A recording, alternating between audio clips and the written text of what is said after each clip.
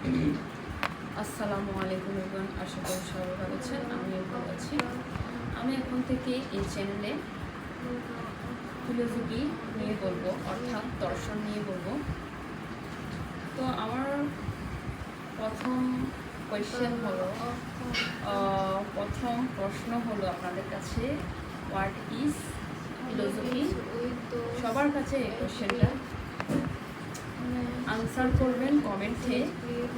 তো আমার প্রশ্ন কি, দর্শন কি? তো আমার মতো হচ্ছে দর্শন হচ্ছে জগৎ জীবন সম্পর্কিত আলোচনা, সত্য জ্ঞান লাভ করা, বাস্তব ধারণা লাভ করা, এগুলাই। ওকে, পরবর্তী ভিডিওতে দেখা হবে নতুন কোনো বিষয় নিয়ে, দর্শনের নতুন কোনো বিষয় নিয়ে আলোচনা করবো। ওকে, টাটা।